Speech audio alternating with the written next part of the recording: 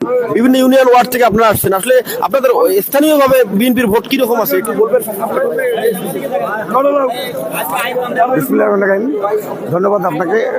আসলে আমরা গণজরিপে যেটা জানতে পারছি সেটা হলো যে আমরা ধানের শীষে ইনশাল্লাহ 70% ভোট নিয়ে বিজয়ী হব এবং 12ই ফেব্রুয়ারি আমার বিজয় অর্জন করব। ব্যারিস্টার হাসান রাজীব প্রধানকে আমার সংসদ সদস্য করে জাতীয় সংসদে পাঠাবো ইনশাল্লাহ। আমি সর্বোপরি যেটা বলতে চাই যে শহীদ জিয়ার যে 5 বছর শাসন আমল ছিলেন উনি 5 বছরে মাঘের শেষে বর্ষণ হয়েছিল কিনা তার খবর কেউ রাখেনি। তবে শহীদ প্রেসিডেন্ট জিয়া রহমানের 5 বছরে বাংলাদেশে কোনো জলোচ্ছ্বাস হয়নি, কোনো বন্যা হয়নি, কোনো প্রাকৃতিক দুর্যোগ হয়নি, অতিবৃষ্টিতে কোনো বন্যা হয়নি, খরা হয়নি, কোনো মহামারী হয়নি, এমনকি কোনো ধরনের প্রাকৃতিক দুর্যোগ হয়নি। সেই সময় বাংলাদেশে কাপড়ের অভাব দূর হয়েছে, মানুষের অভাব দূর হয়েছে এবং বাংলাদেশের নদীগুলোতে প্রচুর ইলিশ ধরা পড়েছিল।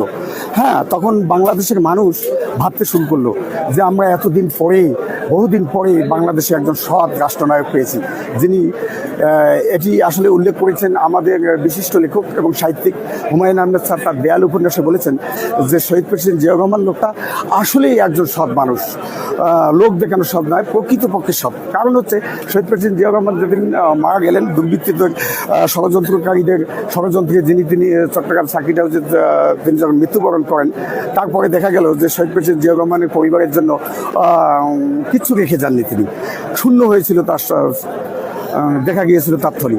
এ থেকে বোঝা যায় যে শহীদ প্রেসিডেন্ট জিয়া রহমান আসলে দেশের মানুষের চিন্তা করতেন, এই দেশের চিন্তা করতেন।